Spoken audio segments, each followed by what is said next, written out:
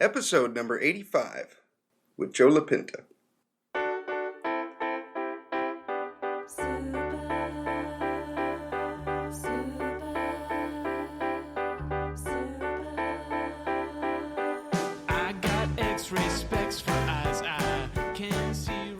Welcome to the Heads Up Poker Podcast. This is Steve Barton, and thank you for tuning in. I'm here with returning guest, Joe LaPinta. Welcome, Joe. Thank you, Steve. Nice to be back. Yes. It's been a while since you've been on. I think the last ones were the cash sessions we did with Mike, if I remember right. Yeah, I think that was when he was on Live with the Bike. Yes. So how you been since then? What you been up to? Pretty good. I don't even remember. Wow. Yeah, I don't remember exactly when that was, but I went through like a huge downswing. But things are on the up and up. So you did a downswing in cash or tournaments or? Cash. Okay. Yeah. Okay. What were you mainly playing 2-5 still, or did you dabble in the 5-10 a bit, or? Mostly 2-5, a little bit of 5-10. Yeah, and then I kind of made a little bit of a switch to online. Okay. Where what are you playing on, Party Poker? Or? I've been playing on. Well, we got Poker Stars in New Jersey now, so I've been playing. Yes. There. Nice. Right on. It is. It's a lot of fun. It's a lot of fun. Like the software is fantastic. Yeah. So I've been enjoying that. I've been doing mostly that.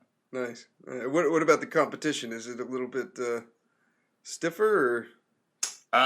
No. I think. I mean, it's New Jersey, so it's like a pretty secluded, player pool who hasn't been playing online for a while. So most of the pool is pretty soft, and there's like a few guys who know what they're doing. So. Oh, I didn't know that. So you're only playing people from Jersey. Yeah. Okay. I didn't know that. Okay. Well, that's pretty nice then. Yeah. It's great. Yeah, it's not bad at all. Yep. What limits are you playing online? I'm playing anywhere between, so like the pool is pretty small, so the games are, they don't run super often, so I'll play anywhere from 100 NL to 500 NL. Okay, nice. Depending on what's running, yeah. Nice, right on. And you recently shipped a tournament, right? Yeah. I won a 45-minute sit and go. Nice. A live sit and go, right? That's right. Yep. What was it? Was at the Borgata, or? Yeah, it was at Borgata. Okay, right on. What was the buy-in and all that? It was a $450 buy-in, and it was a 40 big blind tournament. Really? Okay. So you start with 40 big blinds, and the structure was actually really great. We started with 40 bigs, and the blinds didn't increase for the first 3 hours. Yeah. I was talking to Jacob about this, and he was doing some stuff with the website and showing me how to put pictures up there and stuff. Okay. And he was telling me about that, and I thought, that sounds like an awesome tournament. Because you can basically kind of sit back and wait for the fish to punt, and then once the blinds start going up, then if assuming you collected on it, you could probably start off with 120 big blinds to the next level or something. Yeah, it was pretty great. I mean, I think that's like part of the reason that I don't play a lot of tournaments is because they're kind of boring in the beginning. Yeah. Which is kind of weird because I play cash games, so I enjoy the deeper play. But at the same time, I don't like the beginning of tournaments, which makes no sense. But this kind of like forces you to just jump right into the action. Yeah. And yeah, it was a lot of fun. And we played shorthanded too because it was only 45 people, so we were like between 6 and 8 handed for most of the day. Oh, that's perfect. You got a bunch of room at the table and. Oh, yeah, it was fantastic. And people play too tight, so you could open and 3-bet pretty light, and yeah, I like that. That's cool. Yeah. And you were in one last night. I was following you on Twitter. At what was it? Top 12 paid, and you got 15th or something, or what? I'm not sure when I busted. I know I was like fairly close to the money, but I was probably like 18th, I think. Okay. And what was the spot? It was kind of tough to tell on Twitter, but you were in the small blind with pocket sevens, right? You had about 18 bigs. Yeah, we're playing 5-handed. Okay. I'm in the small blind with 18 bigs, and it goes limp from MP. The cutoff makes it 3.5, and it folds to me in the small blind. With sevens and 18 bigs. Yeah. Yeah, 5-handed. That's tough to get away from there. Yeah, I think sevens is probably pretty close to the bottom, but yeah, I just couldn't. Like there was,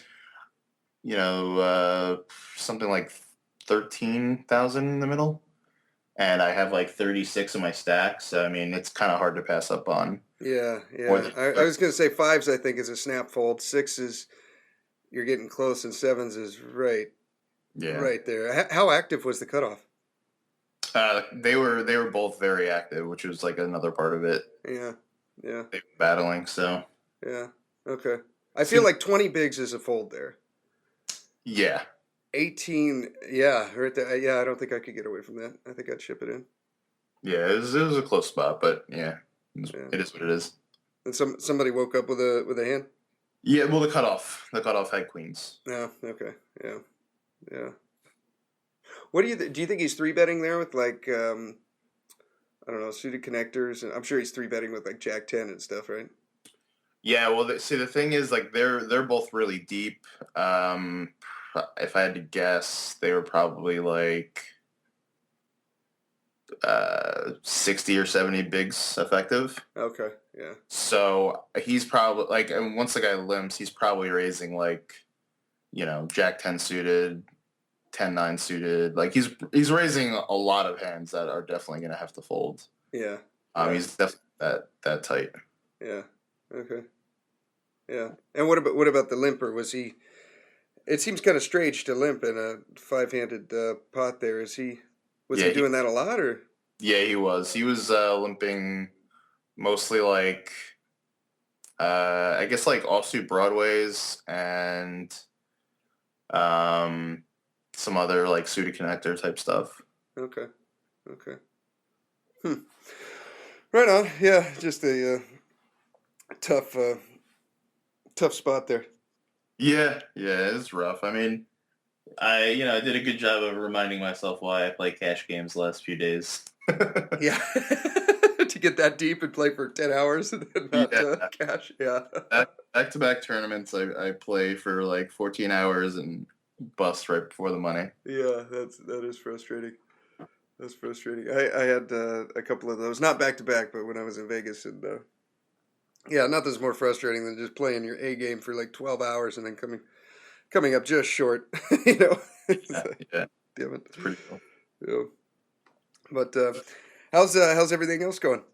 Everything else is going really good. I've been working really hard on my 6-max game. I hired a coach. Oh, good for you. Who is making me realize how little I know about No Limit Hold'em. A cash coach or a tournament? Cash. Okay. Yeah. I mean, once I started getting into online, I realized that I needed to really like fine tune my game. Yeah. Couldn't really bring the live No Limit game into online 6-max. So got a coach and I've been studying really hard, and it's starting to pay off. So good. I know I've thrown a couple of people your way for coaching. Have any of them bit or? It's actually the last guy that you texted me about. I didn't get anything from. I was nervous that I had like missed his email or something like that, or maybe it got like thrown in the junk file. But I didn't hear from him. Okay. The other guy I heard from, and nothing came of it. Okay. All right. Well, I'll keep tossing them your way. We'll see. Somebody will bite. I've gotten a couple other guys, students. Oh, speaking of which, I've got a student right now. His name is Chris Green. He's out in Australia, and I realized over the WSOP that I really like sweating people on Twitter. Like it's a lot of fun, you know. And Yeah. like when like Dylan, do you know Dylan Tomasi, the guy that was in the TPE house last year and the year before? I Uh, don't know him personally, but I have seen him on Twitter. okay, yeah. Well, he made a deep run. He got I think like 79th or something. I mean, he did better than 80. Oh And wow. so that was really cool, you know, for 6 days just railing this guy on Twitter. And Yeah. then another guy that Carlos had a 1% action in, Chris. Chris Kush. Yeah, Chris Kusha. I was just gonna say I was talking to him last night on the TPE forums. He got 20 something, you know, for like 200 Yeah. and something grand, you know, and Yeah. and Carlos got 1% of that, so Carlos got almost 3 grand just from That's that. Yeah, And Chris is actually a yeah. I'll go ahead and say he's like a friend of mine. oh, We okay, we actually played in a home game together back in like the early 2000s, and we every time I see him at Borgata, like he comes down like for a weekend every once in a while and plays a lot of the open events, and we'll chat and talk poker and stuff. So it was pretty cool to like get to rail him on Twitter and see him make a pretty awesome run. oh, that's cool. I didn't know you knew him. What where's he live if he's coming down to play? He lives in Staten Island, I think. How long is that drive? Like 2 hours? Um, yeah, probably. Okay, so it's about like from me to LA. Okay, all Yeah. right, cool. Yeah, but anyways, my student, he's going down to Melbourne here. I think the first day of the string of tournaments is August 6th, and he's gonna buy into $3,650 worth of tournaments. There's gonna be 5 tournaments. There's several 550s, 350, and then the main is a 1650. And so, Joe or anybody listening, if you guys want a sweat on Twitter, you can follow him. It's at Chris Green 182. I'll put his link in the show notes. And I bought 10% of him. He's 10%, no markup. My dad bought 10%. A couple of his buddies bought 10%. So he's up to 40% now, backed, and he's looking for another 20. So if you want to sweat on Twitter and follow along with me, then go ahead and hit me up, HeadsUpPokerPodcast at gmail.com, or go to HeadsUpPoker.Poker and fill out a submit a hand or whatever, and I'll get the email, and I can put you on the list, or just contact Chris directly. But anyways, my question for you, Joe, is how do backing a guy now? Let's say he does well in this and makes a run and wins some money. How do we handle the taxes of that when it comes to back? Because I was just going to send him the money over PayPal, Right. and then if he cashes in something, then he could send it back to me. But how do you work? How do you work the taxes with that when you're backing somebody? I know how it works normally with players in the U.S.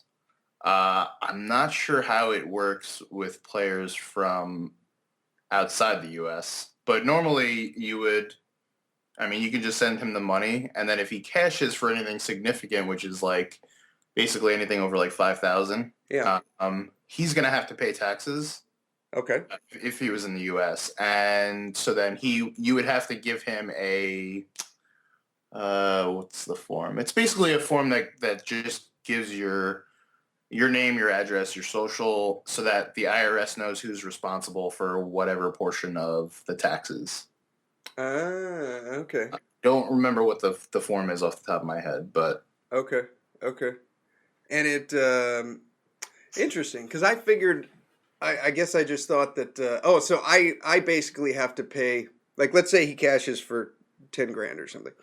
I would basically have to fill out a form that lets the IRS know that I'm claiming $10,000 as income. right. Well, he's actually letting the IRS know that you are going to be claiming that money. All you have to do is give him your information so he can let them know. Okay. And you just have to make sure that you remember to record that on your taxes. Okay. All right. And they would probably be pissed if I just didn't mention it, right? No, they'd probably be pretty happy. 'Cause, They'd be all stoked and throw me a party with balloons and unicorns. yeah, they'd probably come after you with some fees and Back taxes. yeah, so they'd probably be pretty happy about that. So this isn't like the arrangement I have with my roommate where he just pays me cash under the table and nobody's the wiser. Yeah, no, it's unless you're backing somebody who doesn't want to pay taxes themselves, then it'll work out, but yeah. Right on. Yeah. So, anyways, if you guys want to sweat on Twitter, I'm anxiously looking forward to this. I got a session set up with Jacob Triba, who's been on the podcast in the past, who's really good at short stack spots and using ICMizer and all those programs. So we're going to have a session with Chris and do that. And yeah, I'm excited. This is fun. I found my coaching. I didn't realize how experienced I was in live tournament settings, especially the marathon ones, until I started coaching him. I've just been coaching him online with online MTTs. And then now, once he told me about this live event, I'm like, you're gonna fly down to Melbourne and you're gonna buy into $3,600 worth of tournaments. And he's like, yeah. And I'm like, all right, well, let's get you ready for this. I thought the coaching session was just gonna be a hand history review, but let's do this. So I got him playing all the deep stack events on Stars. Basically, I got him playing events that are going to simulate and be very, very similar to the events that he's going to be playing down there. So he's going to be playing a 6-max one. I've got him playing 6-max tournaments. He's going to be playing a knockout one. I got him playing knockout tournaments, and like that. And I've also found a lot of the advice that I'm getting is coming from like, okay, you're going to be sitting there grinding for like 2 hours, and then you're going to get a 15 or 20-minute break. You got to maximize that break.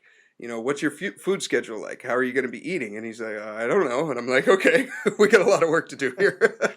Because he's so used to sitting in front of the computer on Stars and just grinding for 6 hours and then, going to sleep and then doing the same thing after work the next day. And I'm like, no, we need marathon sessions in here, bro. You got to start Sunday morning early and you don't finish until late. Because if you go deep in one of these things, I think all of these events, except for the main, are 1-day events. So they're like the Rio Deep Stack in Vegas. Like you just start and you don't finish until like 3 in the morning.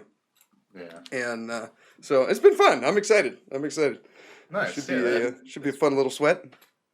But I might have to check that out. yeah, you should. But do you have any hands from your recent tournaments that have been some interesting spots? I do actually. Yeah, I have a couple that I don't really know what to think about my play. I think it's okay. And then I have one that's just kind of like a fun spot from the final table from the one that I won. Okay. So this first one is from, I'm trying to think of what tournament this was. I think it was from the Unique Stacks, which is the one that I busted on day 2. Okay. And this is like really early on day 1. It's like 200 big blind. And we have 200 big blind. We have about 30K effective with the villain. Okay. And we have a little bit of history with him. We've 3-bet him a few times, including from the same positions that this hand will be from. Okay. And we haven't gone to showdown with any of our 3-bets. Now, when you 3-bet, did he call or did he fold every time? Or I think he called once and folded once, and then he folded flop. Okay, but we haven't seen a showdown when we've been. Yeah, we haven't shown down any of our hands. And he hasn't either. Right. Okay. All right. Cool. So folds to the villain on the button, and he opens to 600 at 200 big blind. Okay, so he 3x's it. All right. And we have 9s in the small blind. Nice. We're pretty deep. We're like 150 deep. So I think you could flat. I don't think that would be too huge of a mistake. But I mean, I don't mind 3-betting because I feel pretty comfortable playing this deep. What's the big blind like? Big blind he's like pretty splashy, but nothing too crazy. So if you just flat here, is he calling with any 2 or is he calling with like 80% or What's he calling with? He's probably calling with like 60%. Oh, that's not terrible. Okay. Yeah, since he's not calling that off, I guess I in this exact situation that you described, I think I would flat probably 15% of the time, and then I'm 3-betting like 85. Yeah, I think that's fair. Like I definitely don't do either or 100%. Yeah. Okay. Yeah, me neither. Okay. Yeah, I think if he was more likely to be flatting any two, then I'm 3-betting every time. Yeah. But if he's as tight as that as 60%, then yeah, I think flatting isn't horrible. You know, it should be done every now and then just to kind of mix it up. But yeah, I like a 3-bet. What's your sizing going to be on the 3-bet? Like 17, 18? I went 2,000. 2,000. Okay. Yeah. Big blind. Big blind folds. Folds. And the villain calls. Okay. I was going to say, I imagine the button calls, or this would be a pretty boring review. Yeah. It would be like, yeah, so what do you think of the 3-bet, Steve? All right, good. Next hand. Yes. Now, were there any antes on this, or? No, I don't think there were antes yet. Okay, so if my math's right, 2,000, 2,000, and 200 from the big blind, so you should be at 4,200? Yep. Okay, 4,200. Nice. And the flop? Flop is 6-4 deuce 2 clubs. 2 clubs. Do you remember which ones the clubs were? I want to say the 6 and the 4. Okay, that's a pretty flop for pocket nines. Yeah. So I go ahead and I bet 2,200. Okay, a little bit more than half. And villain raises to 5,200. Okay. What do you think this means? So in my experience with live tournaments, especially ones that are like, I don't want to say small, but like they're not 1Ks, they're like, 500 or less. Yeah. This could probably be like any pair. This could be like 7s, 8s, 5s, maybe like 6x. It could be some sort of combo draw maybe. Any flush draw. Yeah. But usually so his range is kind of like split up into two like areas. Like when it comes to his value hands, he has like his really nutted value hands, which are like sets, and then he has like a pretty cap value range other than that, which is like 7s, 8s, 6-5 suited or something like that. Yeah, 7-6 suited. Yeah, hands like those. So I'm not loving it, but I'm certainly not ready to fold. Now, what do you think about like his Broadway hands? Is he only doing that with his club Broadway hands, or? I would think so. Yeah, I think so too. Okay. Yeah, so I mean, he has some flush draws. I'm not sure if he does it with all his flush draws, or if he like needs to have the nut flush draw, or needs to have, some sort of straight draw to go along with it. Yeah. But yeah. So I mean, I went ahead and called. Okay. And the turn is an offsuit 6. Turn is an offsuit 6. Okay. Yeah, I was thinking on that. I don't really see any. I was trying to on the flop if there's any reason to raise. Yeah. Or to re-raise him there, and if he shoves, I think you got to fold. Well, yeah, that just puts you in a sticky spot. I think you got to call on the flop, right? Yeah, because I think if we want to 3-bet, we have to commit way too much of our stack. Because we can't. I mean, unless we're gonna 3-bet to like 11,000, and then fold for the remaining 20. Yeah. But that seems kind of ugly. Like. Yeah, it does. Yeah. Okay. Yeah, just call and see what he does. Yeah. So offsuit 6 on the turn. I check. Okay, let's see. Hang on real quick. What's the pot here? We got 10-4 plus 42. We should have 14-6. Sounds right. Okay, 14-6 to the turn. And it's an offsuit 6. Yep. And we check, and villain bets 6,000.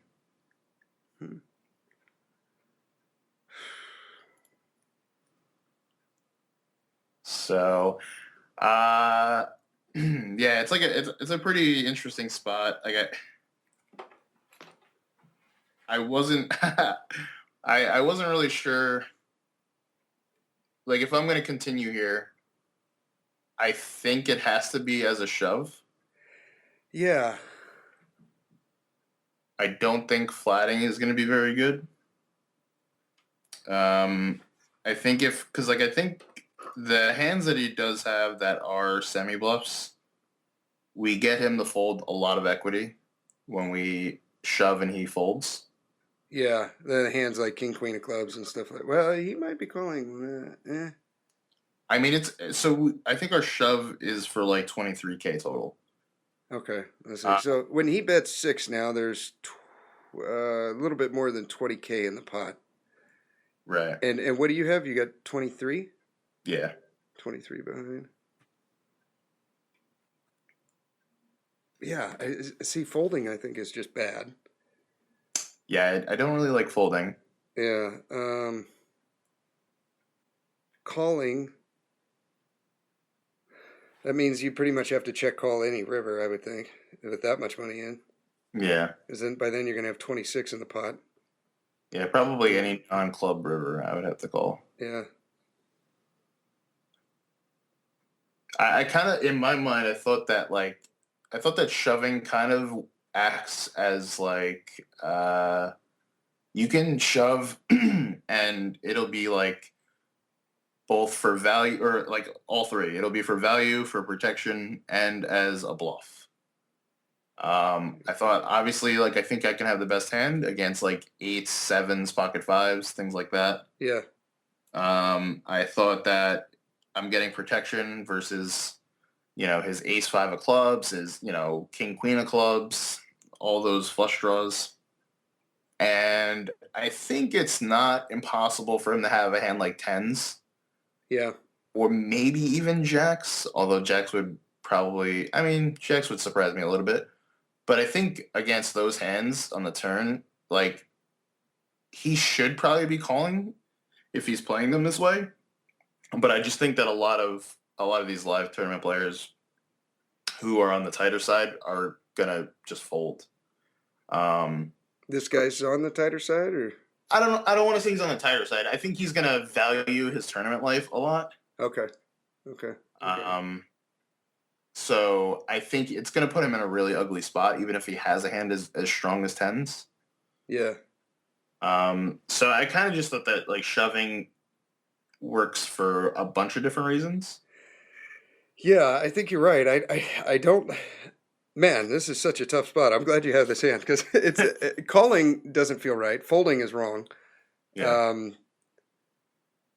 Doing anything other than shoving here, I think is it. This feels like one of those plays where like nothing is good, but like shoving is the worst of all the evils. Right. That's such a dirty spot. Yeah, if I told you like I got 150 big blinds in pocket 9s in level 3 of a tournament, like you'd be like, all right, that's bad. Yeah. Yep. But I mean, when you hear like the whole hand breakdown, it's kind of tough to think that anything else could be better. Yeah. I think you're right. I think that's a move. I think it's shoving. I ended up shoving, and he tanked for about 3 minutes and folded. Nice. You never got to see what his hand was? No, he seemed very frustrated. Like I don't know. I couldn't tell if he was mad at himself for the way he had played the hand, or if he was just mad that I ended up, check shoving the turn. I couldn't tell what it was, but he was very frustrated. He was shaking his head for like a few hands after that. Oh, that's perfect. Yeah.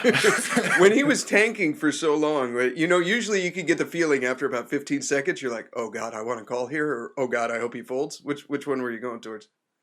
I was thinking I'm almost certainly ahead. Okay. But I don't know if I want to call because he still might have like quite a bit of equity. Yeah, you could have like queen jack of clubs or something. Yeah. Yeah. Okay. So I was like, well, I know I'm not beat here, but I don't know. I think I'm okay with a fold, but I'm Yeah. pretty sure I'm ahead. Yeah. When I get ones like that, I usually tell them, I'm like, there's no shame in folding, sir. No shame in folding. I'll kind of smile. And for whatever reason, that seems to work about 80% of the time. Most of the time, people fold when you do that. I don't know why, but Yeah. I did that in one of these little tournaments that I played in Vegas recently. And a lady almost fucking folded kings. I couldn't believe it. Yeah, I was like, I couldn't believe it. I was like, man, she ended up calling, but she tanked for like 20 seconds. It was kind of a tough spot. I mean, there was a raise, and then the way the action went and everything. But still, I mean, just the fact that she was counting out a call, and then I'm all, there's no shame in folding, no shame in folding, And then the table kind of laughed, and then she stopped, and then she looked at her hand again, and she tanked for a while, and I'm like, well, she might actually fold. And then finally she calls, and she flips over kings. I'm like, holy shit! I can't believe I almost got her to fold that. Yeah. So, might have worked if she had queens. yeah, I know. Unfortunately, that's what I had. I was hoping to get heads up with the original razor, but that did not happen. No. But hey, Mike just threw me a text message. You mind if we add him to the call? Sure. Okay, let's see here. I think he texted us. He's at karate with Jonah right now, so this could be entertaining. Yeah, this should be good. Hello. What's up, Mikey? Oh, that sound. How do I sound? Hey, Joe. Actually, you sound remarkably clear. Okay. Yes. Well, hopefully it stays that way. I don't hear any kayas or five swords going on in the background. Okay. Well, that's a good start. Yeah. So, what do you guys? You just starting, or you guys been talking for a while? We've been talking for about 30 minutes. We just went over a hand that Joe had. It was kind of an interesting spot, but. So we done talking about Joe's little nickel-ass dime dumbass New Jersey tournament. We go back to Vegas and me. Listen, Mike, I already went over it. It was a 45-man sit and go. Okay, I'm not proud, but I have a mini Borgata, so okay. all that matters. I know. Hey, Joe, if you had to look up center of attention in the dictionary, whose picture do you think you'd find? Oh man, it's one of us on this call, I think. Probably, right? Probably just came on the call, something. Probably. It's good to hear you, Mikey. How was your summer? The summer was good. Profitable. I guess that's all you can ask for. Going to Vegas here. Nice. Could have been much more. Like the 18th, the 19th, 2 15ths. You know what I mean? 18th, 19th, 2 15th. Nice.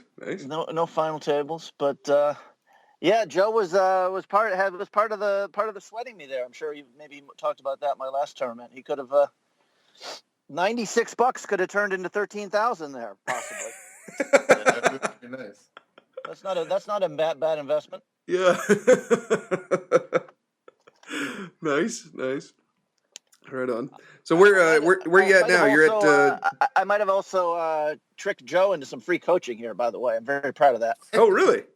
It's like, Steve, if you said, invited all your neighbors over to the house and said, hey, I'm throwing a party, and they showed up, and you're like, let's play a game called Pack the Amazon Boxes.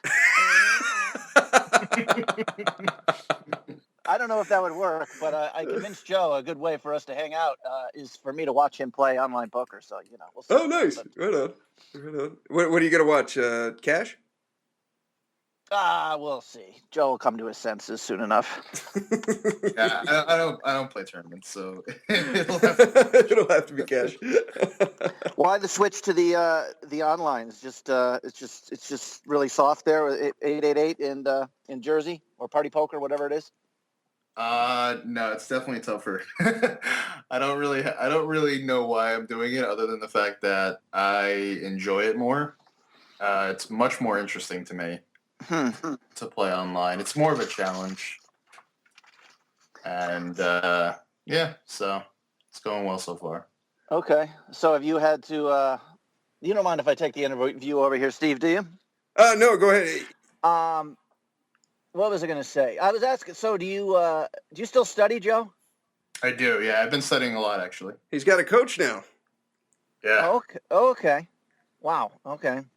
That was my main question here. Well, this is the question I'm going to ask Joe. Like, the one guy I know better at Cat, who's pretty good at cash. He recommended like what training site is good for cash. He likes the Bart Hansen site. For live cash, yeah, for live cash, I think that's pretty good. Okay. Oh yeah, live cash is what I'm going to do. I won't go anywhere near online cash for a couple of years, or probably at the least. I know that's hard stuff. Yeah, it's pretty tough. So you already asked all these questions, Steve. Like about, it sounds like you just started using the HUD. Am I wrong with that or no? No, I've been using a HUD. I had been using a HUD when I was playing online or when I was playing tournaments, but right. Okay. I've just kind of been digging deeper into, making more use out of it. Okay. And like which stats are important, which is definitely a lot different than tournaments. So you're not. How about for a while there? I know you're going up to like parks like one night a week and stuff. It's totally the online grind now, huh? No, I still do parks. That game is still fun because that game is deeper. It's like a 1K max. Okay. As opposed to 500 at Borgata. So I will go there for like 2 nights a week. And okay. I'll play at parks or at Sugar House. Nice. So no, you didn't make it to Vegas this year, or did you just not look me up? 3 years. It's been 3 years since you've been to Vegas, right? Or 2 years? I haven't gone the last 2 years. Huh. So we met 3 years ago? Well, 2 years ago, yeah. 2 years ago. Wow, time fucking flies. Yeah. Huh. Okay. Wow. Yeah, most of my friends didn't go out this year. Everybody's kind of doing their own thing, and I don't know. I just didn't. I will say this year I missed it a lot more than last year, so I'm almost certainly going to go next year. Yeah. Right. But yeah. Well, even even a couple of the cash games are like, man, even the 2-5 games have gotten tougher.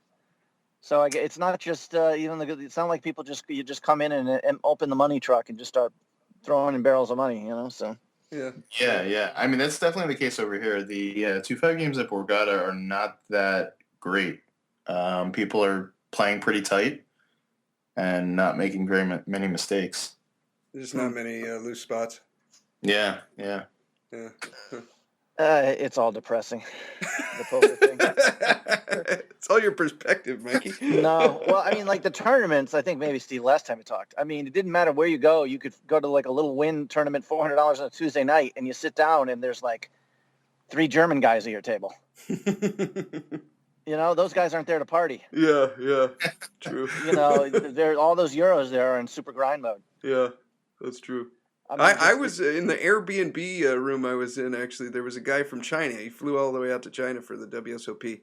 I was there for 9 days, and we never, ever saw each other. Ever. Right. I think we might have been sleeping at the same time for a couple of nights, but that was it. Like, the two of us were just in grind mode. We'd wake up, make our food, and then hit the road, and that was it. I never saw the guy. Right. But yeah, do you have any other hands, Joe? You want to go over a hand, Mike? I don't really have it. I don't have this. I know Steve you get frustrated. I don't have the specific numbers and details there. So I'll let, you know me pretty well. I went ahead and wrote down a page of details on these hands. Awesome. We started because I knew you were going to ask me like the exact numbers. I had to have it. So you guys know me pretty well. I'm really bad with the details, so I had to write it down. Right on. What's this one from? This one is from the same tournament as the first one. It's from the Unique Stacks. Okay. And this is much deeper in the day. This is probably what's the big blind here? Actually, 1K big blind. No, I'm sorry, 2K big blind. 2K. The Unique Stacks. This is a new Borgata series. Yeah, this is like a new event that they ran for the first time. Basically, all the Borgata tournaments are re-entries, and for this one, the way that they calculate the prize pool or the payout structure is just based on unique entries. So just like individual players that play. Oh, okay. So it basically ends up being like a much smaller a smaller percentage of the field gets paid, and it's more top heavy. Oh, Okay. okay. Okay. Which I think I like that. good. Yeah, it's nice in theory. Because for me personally, like I think that's an advantage for me. Yeah. But I will say that we got to day 2 and we were still 9 from the money, and a lot of people were complaining that they weren't paying out 10% of the field. So they didn't realize what they were signing up for, or if when you're gonna run like a $400 buy-in tournament, like during the WSOP, or at least somewhat overlapping with it, you're gonna have a lot of people who are more interested in like min cashing than they are in a top heavy prize pool. Yeah. So probably not like the best time to run that tournament, but yeah. I like the 15% of the WSOP. I don't know if you want to. Most of the pros I heard talk to didn't like it. Why do you like it? I like seeing my name in Hinden Mob. I like those min cashes. And I cashed, I think, I can't remember, 5 or 6 WSOP events. And I want to say all of them, we were in the money by the end of day 1. So I think that's pretty cool. You bag and you're already in the money. And you come back for day 2 and you're already, you're ready to just start not even thinking about that. Yeah, okay. If you go deep, but I want to say the person who got like 18th in the Colossus last year got like 70,000 as opposed to 40,000 this year. Yeah. So when you run deep, it changes your perspective.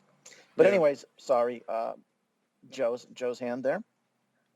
Oh yeah, so so I'm gonna preface this hand with saying that don't make fun of me too much, because I don't know why I played this hand this way. All right. Well, it can't be any worse than Mike and I making a fool of ourselves on this podcast many times. So go ahead.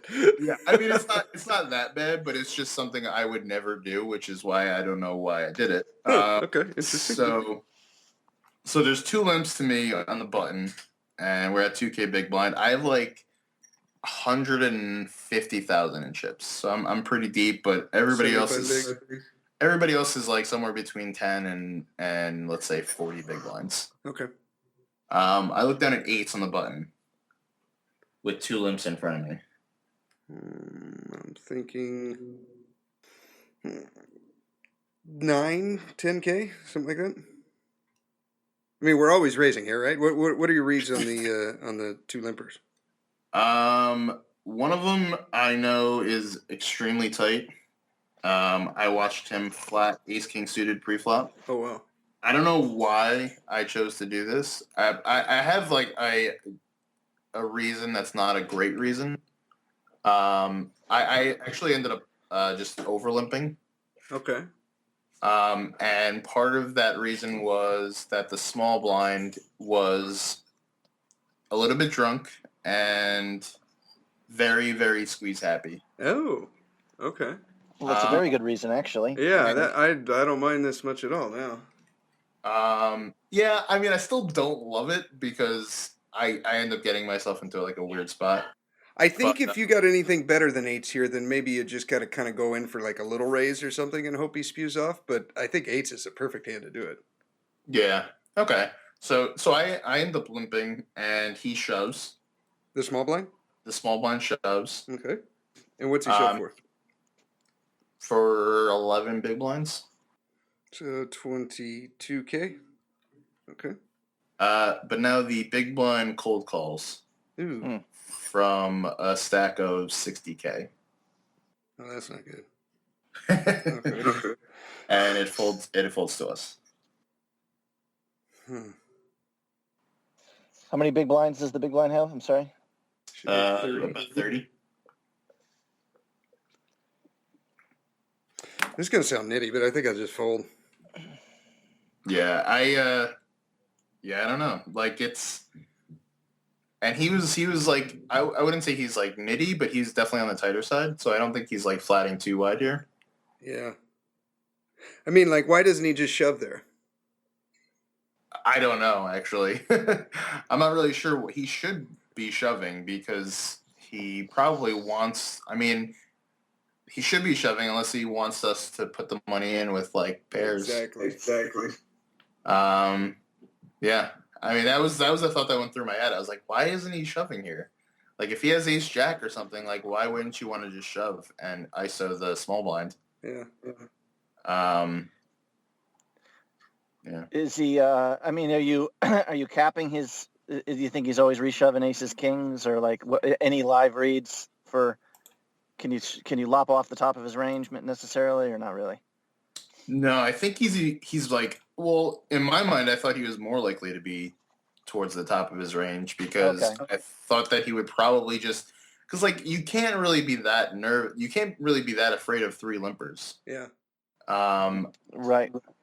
Even if one of them is really, really tight, you know, he still is gonna have like king queen and things like that he's just gonna fold. So even with a hand like nines, you know, or like ace 10 even, like you could probably just go ahead and shove and not ever get called. Right. Yeah, it's impossible to range the guy here. I don't know. Yeah, I guess it should be very strong. It sure looks strong. I mean, like I'm trying to put myself in his shoes of like, what am I ever limping with there? And the answer comes up aces, kings, and maybe like ace king suited. You know, probably queens, I would think. Yeah. But you could probably justify like. So the thing is, you're probably never gonna get overcalled by. Well, you're probably never. Nobody ever has like ace king. None of the limpers have ace king. So if you had like a hand like jacks or queens, you could probably flat and not really worry about ever getting it in versus any non-pair hand. Okay. Yeah. So if you had even if you had like tens, you could probably flat here and maybe induce somebody with like a medium to small pocket pair. Something like eights. Yeah, something like eights to go ahead and call that. I mean, that was my to thought. throw a hand out there. Yeah, something like eights. Mm-hmm. Yeah, so I mean, that was my thought anyway. I ended up folding. Yeah. Yeah, I would have done the same. Would you have folded there, Mike, or would you called? Or? Yeah, I think the fold's the right play. I mean, certainly we got a big skill advantage on this table too, I assume, Joe. Yeah, definitely. Yeah, so what did they show down? Pocket deuces and threes or something weird? No, big blind had ace queen, which should probably be just shoving. But, sure. You know, it happens. And small blind had 3-5 offsuit. Oh, nice. Right on. Yeah. So he was definitely squeezing light. Right. Well, that's pretty light. Flatting the eights looks pretty smart then, because you would have won a big pot. Yeah. Just if the big blind didn't wake up, if the other guys, you know, maybe one of them folded, you know, pocket nines, so you never know, just because they were nervous about the flat from the big blind. Yeah. I mean, it's possible. It was just weird because like I don't really know what made me limp. I don't ever do it. But I just decided to there, and it felt like as a result, I ended up in a really sticky spot. Well, I don't know. I mean, I think your limp was good given the small blind reasoning now. Yeah. I mean, you look like a genius because you actually did it, but I've done that before with aces, like not 3-bet them because there's an active person to my left, you know, just kind of limp or call along and hope they spaz out or, you know. That's true. Well, this is, I mean, in tournament poker now, this is like the limp seems to be back. It's a lot. There's a lot more, and I still haven't really figured out how to adjust to that. Mm-hmm. I can't remember, Steve. I think we talked about a couple of my hands from the main event. Maybe we didn't, where I was facing. There's one guy who was like limping, who was like a VPIP 80% limp, you know, early in this tournament. It was ridiculous. And that's different there, of course, because you're super deep. But I'm just curious here. What if you had squeezed? Are these guys even like stack aware? You know what I mean? Like if they have 50, like they have like a call your squeeze with 16 big blinds and then fold kind of thing? Yeah, I guess it depends on the size, probably. Right. So, But it wouldn't surprise me. It wouldn't surprise me if they called and then folded flop. Right. Yeah. So I don't know if you should be just trying to see flops in position cheap with these guys, or or squeezing and just building up a pot where, you know, they could have any two cards and hit their flop and go with it, you know? Yeah, I think that was kind of my thinking, but I think that applies a lot more to early stages. So, you know, if we're like in level 2 and I have 2 limpers in front of me and I look down at pocket 8s or pocket 7s or something like that, I'll probably just limp behind because there's not a ton of value in raising and getting called and going like 5 ways. Like I just need to flop a set against these guys anyway, so I might as well try to flop a set for as cheap as possible. Yeah. 200 big blinds deep in a cash game. What are you doing against these kind of? Are you only like squeezing like for value? Are you like isolating with your 9-jack suited against the guys? Let's just say against guys who never fold, and even with overcallers behind you too. That's when it really drives you nuts, when you got the one guy you really want to isolate and people behind you are flatting too. Yeah. Yeah, I mean that's a big part of my like live cash game that I've made a lot of changes to, because I used to ISO really, really wide. And I started realizing that, you know, these guys just don't fold anyway, and I'm not making enough hands to be able to profitably ISO these guys with like not very strong hands. Yeah. So especially like full ring, like you have guys behind you that are gonna call. You have these guys who are limp calling all the time. Like it doesn't really make that much sense to be ISOing like Jack 9 suited because you're not actually ISOing them. Nobody's folding. Yeah. Right. Now, when you say with weak hands, do you mean like King 5, or do you mean like 8-9 suited, or both? I mean, like, like 8-9, like both basically. I think like if I have position and I know that there won't, like if I'm the button and I have 8-9 suited and there's 2 limps to me, I'm gonna ISO that hand. But if I'm like hijack and I have 8-9 suited and there's 2 limps to me, I might just limp. Yeah. Because I mean I'm gonna take it 5 ways with a hand that has a decent amount of reverse implied odds against the types of ranges that my opponents are playing. You know, it's just I'd rather play a bunch of small pots with these hands where I think I can, you know, pretty comfortably play post than, you know, jack up the variance and play some big pots with hands that, you know, aren't really that strong. Yeah. Yeah, because usually I'm still of the opinion, if you see some guy limping, it's just like, printing money, let's isolate. Yeah. So I'm doing the same thing, but then maybe like the first couple times it's profitable, but then everybody else is like, wait, I want to see hands too. Yeah. You know what I mean? And everybody, like you said, everybody even is overcalling because they know this guy's is never limp raising. Usually, you know, that's not his, or he's doing it very rare. So yeah.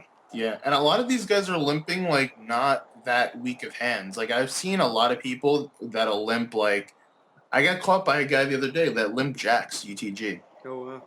He just limp called with jacks UTG, and then I had ace jack and it came jack high. And I'm just like, wow, I couldn't believe it. I was like, wow, I can't believe you had ace jack there. It's crazy. You didn't even put that in his range. You know. And it's just like, you know, or they're limping like king queen or ace jack because they just don't feel comfortable raising with them from early position. Right. And then, needless to say, if you're playing in a tournament with like good players behind you, there's only so long they're going to go before pretty soon they're going to immediately 3-bet your life. They're going to know what you're up to. So. Yeah. I do have actually one hand from the tournament, Steve, I can talk about. Oh, nice. That it might be interesting. Okay. This was the Win tournament. Okay. And I had started the day. Was this the one that you went like 15th in for 14K or something? Or? Yes. Ah, okay. How many players started that one? 1,030. Nice. Nice. And what was the buy-in? Like 5 or? 1,600. Oh, that much. Yep. And you got 14 Yeah. for 15. Wow. How much was first? 271K or something. Shit. Nice. Okay. All right. Sorry. Yes. Sidetrack. Okay. So quickly, I can't remember the narrative of the tournament, but I was down pretty. I was really grinding the short stack all day, but finally on last hand before some break, I think it was 12,000, 24,000. I shoved from the button and doubled up ace rag and got called by king queen. Okay. So I came back finally at my high point, 750,000 at 15,000, 30,000, which like 25 bigs was like a massive stack for me. Okay. And but we were only 6-handed. I think we sat down 7-handed. We lost somebody. Okay. Probably 3 tables, maybe 7, 7, and 6 or something. We were waiting to go down to 2 tables. Okay. Is my guess. And I get, the table, by the way, this was about the toughest field I've ever seen. We're down to just to give you like an example, like at one point on my left, I had this guy, Barry Hutter, who's got $4 million in like tournament earnings, including like winning an Aria high roller. And then the next 2 guys to my left, I didn't really know until I looked afterwards. No, I looked at one of them was an EPT champ, this German guy with almost 2 million. And the other guy, the funny thing, we were joking, like he looked like some New York kid with a Yankees hat and all raggedy looking. Yes. And he never spoke, but afterwards I looked and he was this Russian kid who had an EPT and a WPT title for 4 million. Soft table. Yeah, it was ridiculous. I like the one soft spot was like a guy though who was playing optimally considering his he would open shove 28 bigs, ace king off. Wow. He didn't want to go post flop with these people, which was smart. Okay. You know what I mean? Yeah. I thought so. But anyways, tough table, so we can right away have a talk about like opening ranges. And so it's 6-handed. I got 25 bigs. I think this is one of the first, and I have pocket 5s under the gun. Is this even an opening hand? With 25 bigs? I talked to Carlos about this, and he says that's an easy fold. Because we had just had this conversation about how it's just like any hand you open, you got to be ready to 4-bet ship. Pretty much. And okay. I don't know if that's right or not, but like it's just what I was going to. Just my plan was, I was going to 4-bet ship against the Russian guy for sure, because he had already 3-bet me a couple times. Well, early in the day, it was getting later and I was short, so there's nobody could really 3-bet me, 3-bet fold. Yeah, I steal it, or if I just get flatted, obviously hit a set. But I don't even know. In a cash game, you're never folding a pair, are you? 6-handed, Joe, under the gun, or? No, not me personally. You're only 25 bigs effective, so it's definitely different. But yeah, I'm opening all pairs from under the gun. 2s, 3s, and 4s. Yep. See, I was thinking in this spot with 25 bigs, 2s, 3s, and 4s to me is an instant snap fold. Oh, I'm talking about. Yeah. Okay, he said cash game. Okay. Just curious. Okay. I don't know. It's funny, but after with Carlos, I'm like, 7-handed, I instantly dump it. But just 6-handed, pocket 5s under the gun seems way. And if it was 17 bigs, I just shove it, probably. Well, that's quite a bit, especially with only 6-handed with those 3 less antes. Yeah. But anyways, it's one of those right away. I didn't feel good about it, but I'm like, I got to open this hand. See, so I kind of like a min open here. I made it 65K, just over min. 65. Okay, yeah. Well, big blind was 30? Yes. Okay.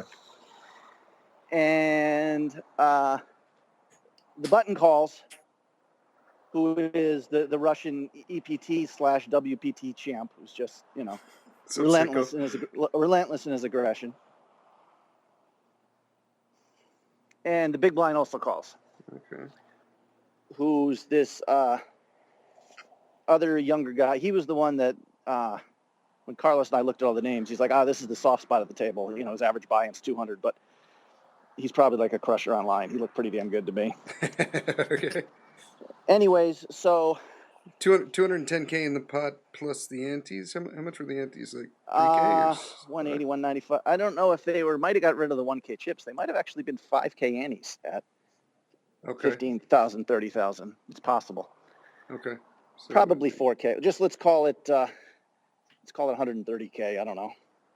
Well, yeah, I don't know. it would be unless my math is wrong here. 65 3 times would be 195 plus 195 15 is, plus 210. 15 for the small blind. That's 210 plus 30K in antes. So 240 to the flop. Yeah. I'm sorry, I don't remember the ante. That's the one thing I don't remember. Okay. 5K would seem like it's pretty high, but okay. So the flop is 9 deuce deuce rainbow. Okay. I'm already pissed off about this flop, by the way. I wanted to see ace king queen. Once it's going or 3 ways. 5-8 jack. That would be a good one. And the big blind checks. Big blind checks. You had 750 to start the hand? Yes. I might have lost like the antes once or something. I mean, gone through the blinds once. I can't remember, but yeah, pretty sure it was like. No, this was like the second hand after break. Yeah, it was. I had 750K.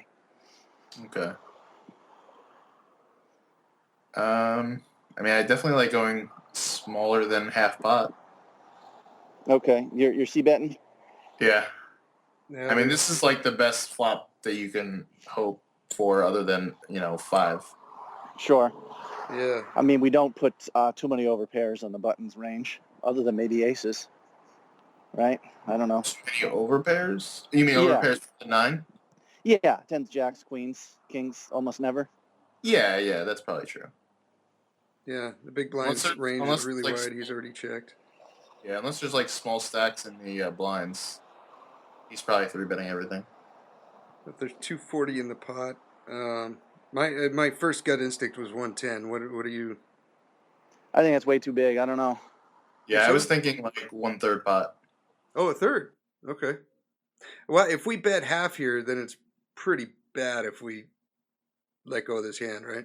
I mean, like if we bet here and someone rips, we got to call, right? Or is it a fold? Why do you have to call? We don't have that many of our chips in. Like, why do you still think have you have to call? There's just, I mean, it's a good Steve's saying if you bet big. Of course, if you bet big and he rips, you bet big, that's a pretty strong move on your part. You're making it certainly looks more like an overpair, not just you're like, so that's a good point. If he rips, it should be stronger too. Okay. Yeah, the more I think about Steve, I don't mind your betting bigger guy. But I think this guy on the button might just be like, and he had a shitload of chips, by the way. He had probably over 2 million. So he can just call any 2 cards really on the flop and see what I'm going to do on the turn. In fact, I think it's likely he's going to do that. What do you think, Joe? Against an active floater, are you more likely to bet small, or bet a little bigger and let him know it could be costly to do what he likes to do? I mean, when you say you think he's going to float you wide here, like, do you think he's going to call flop with like Jack 10? Well, I don't know. I mean, I guess I haven't got. That's what I would do if I had all the chips, I guess is what I'm saying.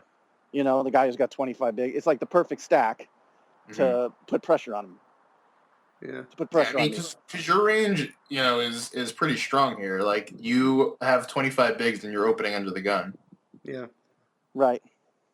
So, I mean, I wouldn't necessarily be, like, excited about floating with, like King Queen or Queen Jack or anything like that. Okay. And, like, he probably doesn't have too many, like, Ace Queen, Ace King combos, obviously, because he's probably 3-betting those.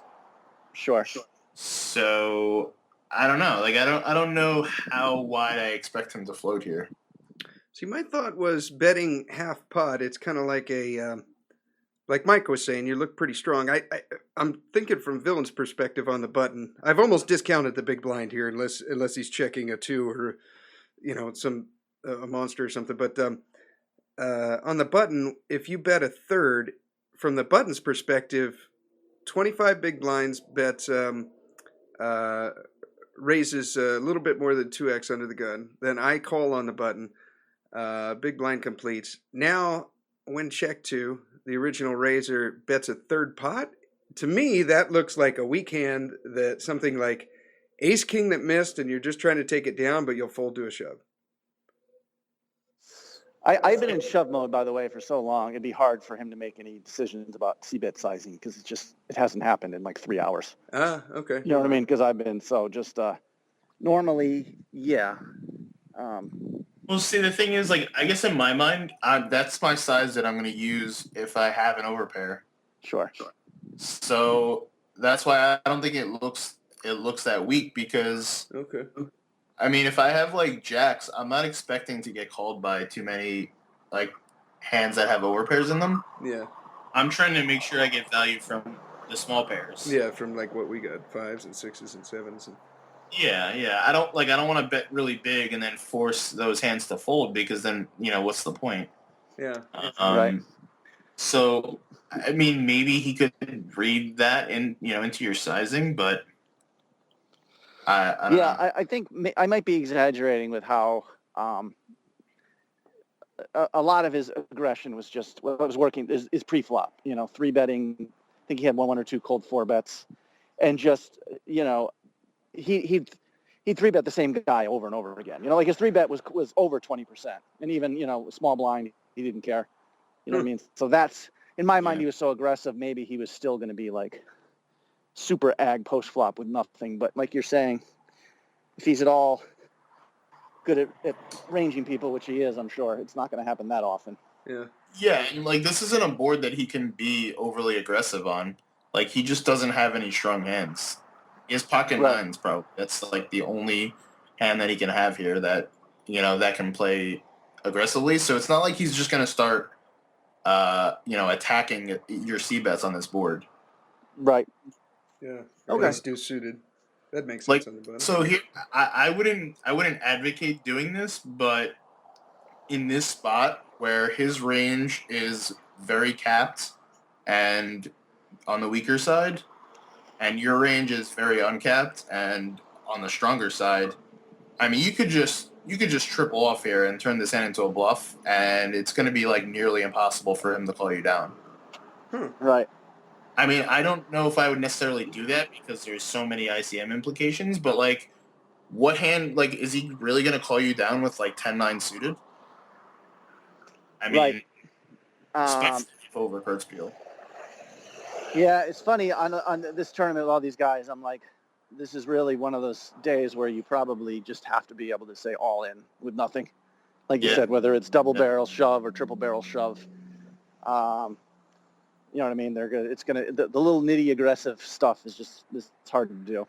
I said I was in shove mode between 5 and 16 big blinds for the whole day, so that really. But it was occurring to me if I was 30, 40 bigs, those, that's your choice. Either just shut it down, Helmut style, and wait for big hands, or you really got to be willing to get it all in there. But I c-bet 75K, about what Joe said. Okay. Third pot. Mm-hmm. And the button calls pretty quickly, and the big blind folds. Okay. And the turn is a 7. So we got 390 in the pot, we'll say. Okay. And the turn's a 7? Yes. So Probably one the of board the better is cards in the deck, I would think. 9-7 deuce deuce. What do we have left in our stack here?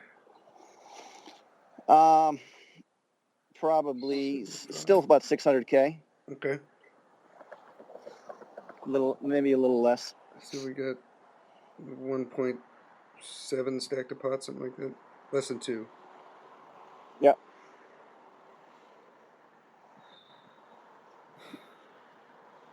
I guess we got to bet again. What do you think, Joe? I mean, the 7 couldn't have helped him. Unless he's got pocket 7s or something, right? Right. I mean, the board didn't have any draw out there as far as flushes, right? Right, Mike? No. Okay. I mean, is he ever folding a pair here? Yeah, I guess it depends on your sizing. I I mean, if you wanna turn this hand into I feel like if you want to bet here, you have to turn this hand into a bluff. If we bet now, we got to bet the river, right? Like, yeah, if I'm gonna bet the turn, I'm probably gonna shove the river. Yeah. Or I think I just give up and either hope that he goes to showdown with like threes or fours, or I'm just not sure how likely this guy is to float the flop Right. with like jack high or queen high or something. Like, he could, I guess, if he just thinks you're going to shut down, but it's just your range is so strong in this spot, and you can barrel here even when you have ace high. Do you let's say his hand is actually face up, and we see that he has 9-8. I mean, if you knew that was his hand, would you be giving up, or would you still be like, oh, I think I can get him off this? Yeah, that's tough. How much does he have to start the hand? I don't. He's got me. He had well over 2 million chips. So yeah, he had 70 plus bigs. So you got a third of his stack. So if he has if he had pocket sixes, we'd bet shove. But 9-8, we maybe just give up. I mean, like I said, if we can see his hand. Yeah, I think maybe I give up. I'm giving up with the 9-8, but I'm going for it with sixes. No. Oh, you mean like if he has sixes, I'm barreling away, turning river. If he has 9-8, it's only a third of his stack. Yeah, I mean, what if the river's a 3? Like, he's not folding 9-8. I don't think. I mean, even if the river's like a Broadway, some of these hands previously, like this kid had 3-bet and someone had 4-bet him, and he had flatted the 4-bet. On an ace high board, he called 2 streets with 9-8 and won the hand. The other guy had king queen. Okay, if I see this was a mat. Yeah, I should say that. I mean, there's just like massive pots with crap. Like Barry Hutter, I saw like call off his stack with jack 6 on a queen jack XX board. Yeah, I mean, it's just massive pots being played with marginal hands, I guess. Is okay. If I see that, then I'm giving up. Yeah. If you told me he had 9-8, I would just give up. Okay, I'm sorry. Yeah, I think it's an easy give up with 9-8, so that's why I was saying. Yeah. The triple barrel here would be only to like, yeah. I mean, I guess you can't say get him off air because then you have value, but maybe like 6s and 8s. I'm in give up mode pretty much, especially because I'm so comfortable, riding that short stack. Right. Being down to 18 bigs after this hand is not a great tragedy. And I didn't like opening the hand in the first place.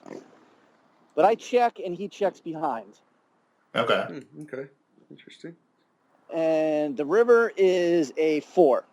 So the final board's 9-7-4 deuce. Okay.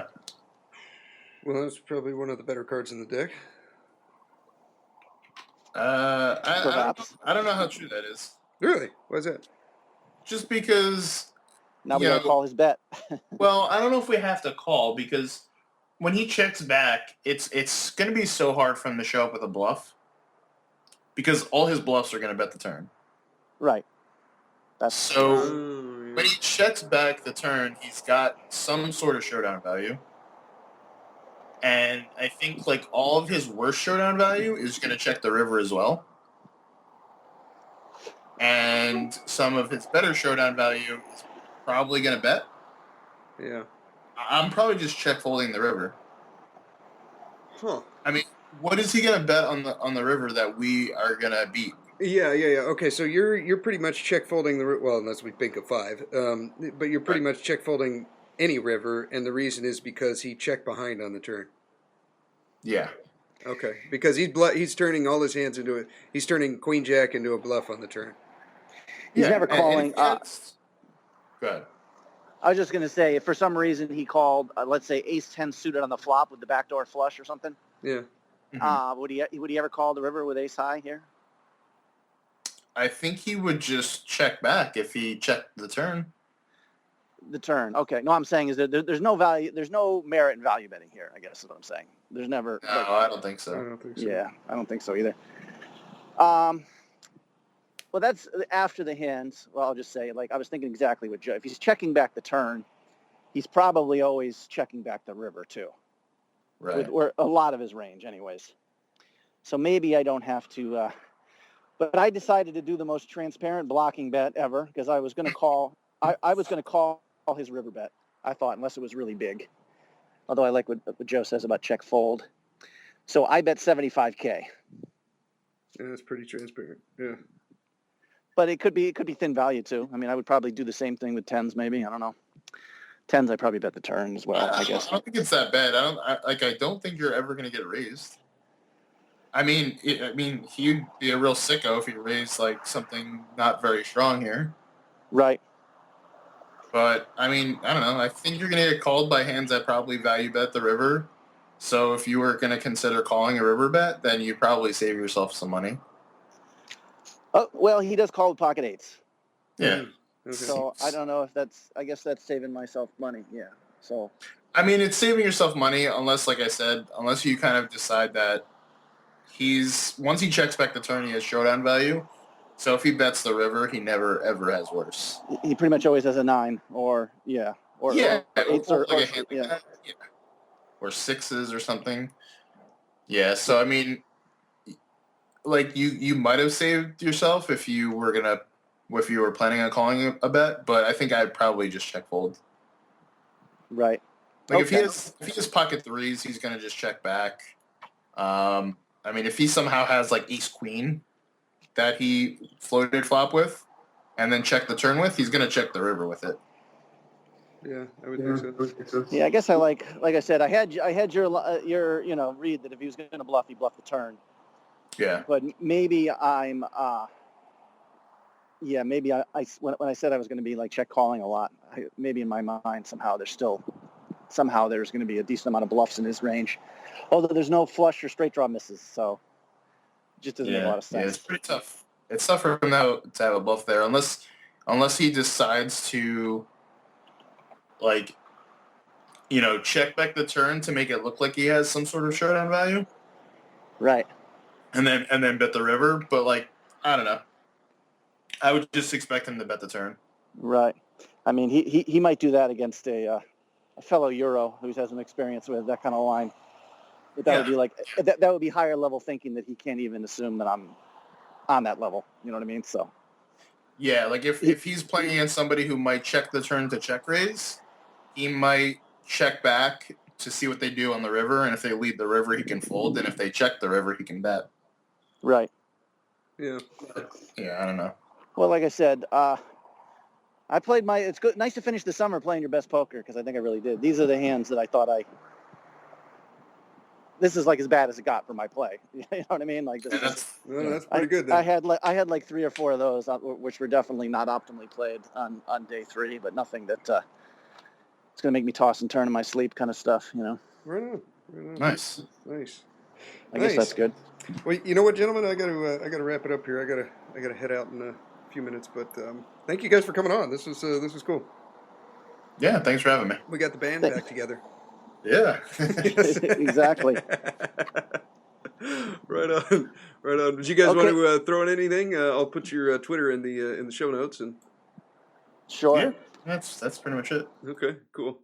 I will be railing you, Joe, and if you listening want to rail Chris, hit me up at HeadsUpPoker.Poker, and I can get you on the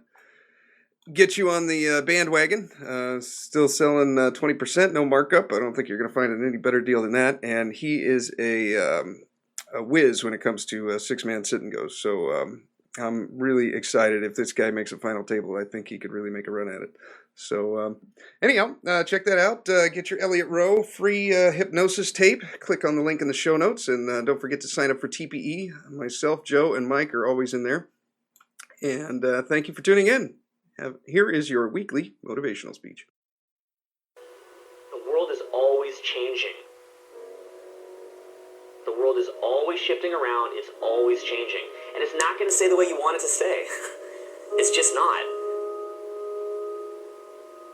There's 0% chance that the universe is going to stay exactly how you want it to stay.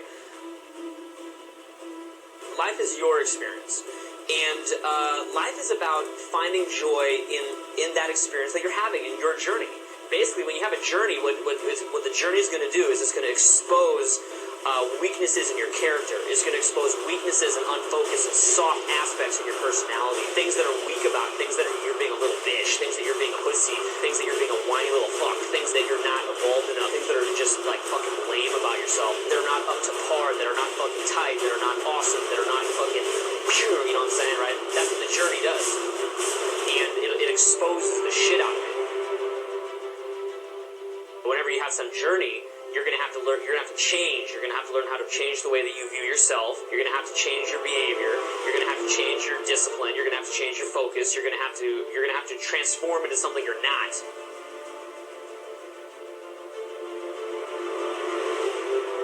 And then you're going to have to kill that thing and then transform into some other thing. And then you're going to have to kill that thing and you're going to transform into some other fucking thing. You know, even an animal, right? Say some, overplayed, cheesy example would be like when a caterpillar turns into a butterfly, right?